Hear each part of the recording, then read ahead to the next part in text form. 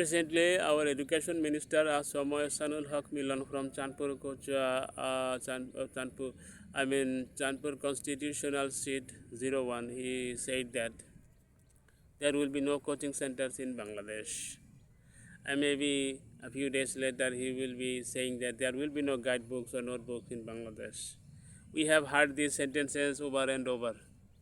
Naid Islam, who was an education minister, and also Tipu Mani, they also said the same thing. Every few days, they said there will be no coaching centers in Bangladesh, there will be no guidebooks or helping books in Bangladesh, notebooks. These are actually stunts to give the common people an impression that they are actually working.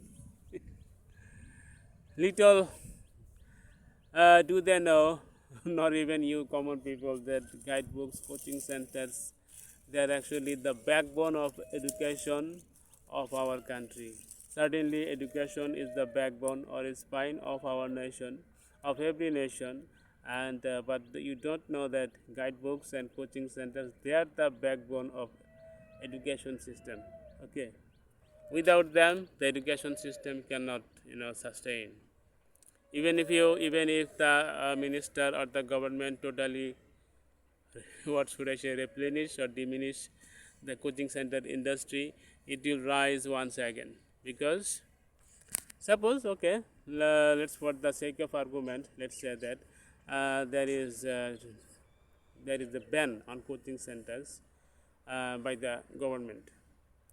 So nobody, there is no official coaching center, but even then, people like educated people or students will go to, university students or graduates, they will go to visit the school students and the college students at their home, and they are private tutoring. You cannot possibly do that. If I say that I just went to visit my close relative or acquaintance and had a 2 hour session with their kid, I just gave the child some directions like how to study, and he had some difficulty in understanding some topics. I explained to them.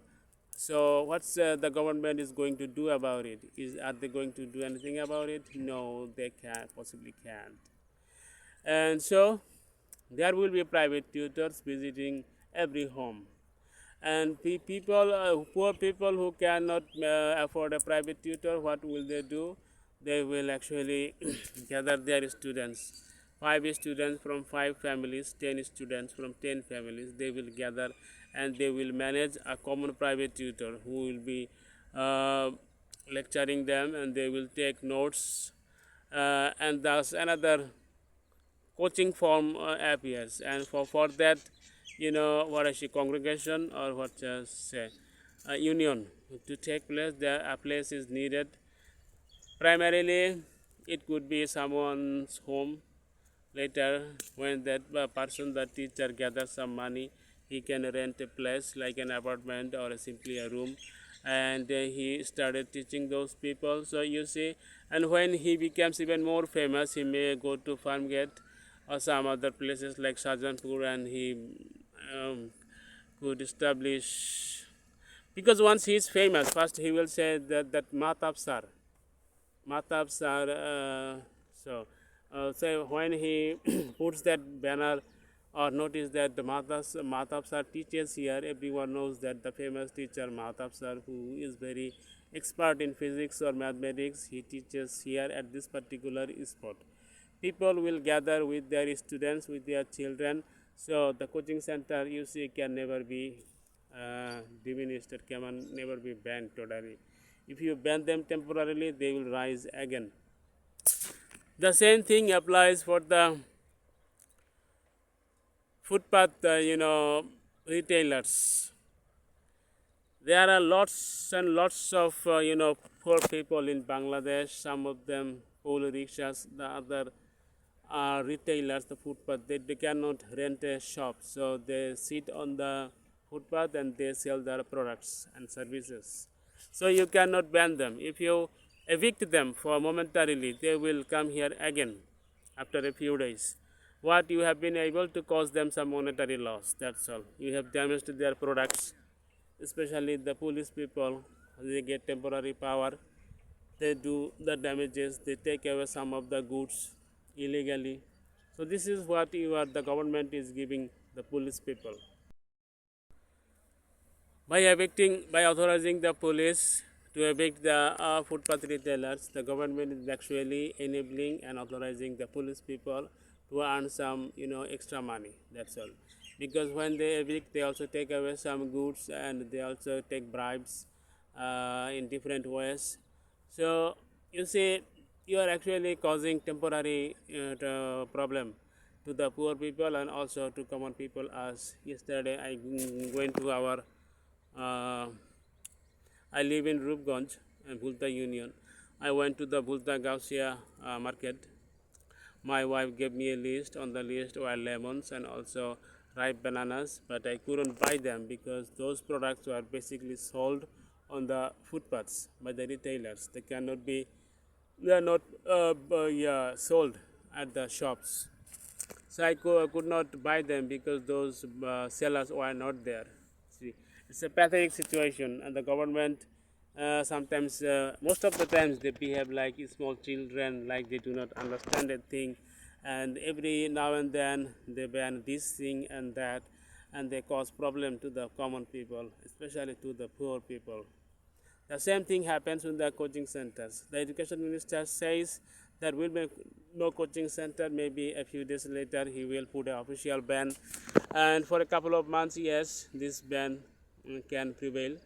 But then again, coaching center and guidebooks are something you can never get rid of. I personally, it's not the some of you who know me, you know that I have built my career in guidebooks and coaching center industry. But today I am saying this thing as not because I am from this particular industry, but because I know the truth, because I am an insider. Okay, and as a student, as a topper at Rampur Akramunnasa High School, the all-time topper, 914 marks, and also from Notre Dame Science Group, the best science section of all time, because from my section was the BUET topper, the medical topper, and 6 out of the first BUETians in the merit list were from my class. Okay, I consider myself from the best intermediate science group ever. Okay, and also as a BUET Tripolian, BUETian Tripoli, I could have even I should have qualified for CSC at that time. So when as a student, I was all the time topper, but the education system of BUET, it really frustrated me because of the chotha, the photocopy system, and also the unfriendly behavior of the teachers towards the students. These are the things that derailed me. But since I was a topper before in the school level, in the intermediate level, and also at the, what should I say, university admission test, I was kind of topper. Okay, so I know whether guidebooks are needed. I got a scholarship in class 8 on general grade, but I could have got it in talent pool if I had a guidebook or notebook of maths, because I knew these are the geometry extras that are going to appear, and neither had a teacher nor had a guidebook. If I had that book, I really, and also when I was a class 9 student, actually the teacher that I went to visit at his home, he started to neglect me because I could not pay him regularly. So that's when I took the notebook, the guidebook, and I went through this, and I found that actually maths were not difficult, they are actually easy. So guidebooks and notebooks are the thing that helped me to become a topper, to become a good student, to get rid of teachers. So as an insider, I know how much important guidebooks and coaching centers are. They cannot get rid of. You cannot possibly, and no authority or government cannot possibly get rid of them, at least here in Bangladesh, as long as the current education system is there. Okay, so that's it, guys. Thank you for your time. Have a great day.